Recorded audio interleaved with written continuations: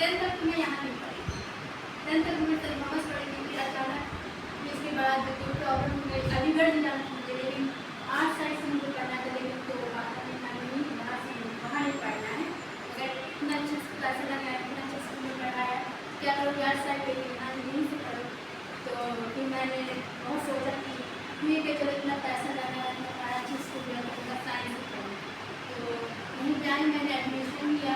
तो शुरू में तो अच्छा ही लगता था स्कूल में, क्योंकि कोई दोस्त ही नहीं थे, अकेली रहती थी, कोई बात करने वाला भी नहीं था। एक नया माहौल, एक मैं इंग्लिश मीडियम से पढ़ी हूँ, मैं हिंदी मीडियम में, टीचर समझाया और मुझे कुछ समझ में नहीं आता था। फिर ऐसे से पूरा मैं जुलाई में एडमिशन कर लिया। और इसके बाद धीरे धीरे हमको और बोरिंग लगा, इससे स्कूल ही नहीं आता, बहुत ज़्यादा बोरिंग लगता था, कोई दोस्त ही नहीं था। अगर बगल में बैठे उससे थोड़ा बात कर ले, वरना कभी अच्छा नहीं लगता था। फिर धीरे धीरे आखिरी साल तक मेरे मतलब कि है मुसलमान के दोस्त हैं, वो मेरे रिलेशन में कोई आती है, तो हमको पहचानी, तो उनसे कही कि मेरे साथ आके बैठा करो। तो फिर हम गए, उसके बाद धीरे धीरे बैठे रहे, उन लोग के साथ बैठे रहे।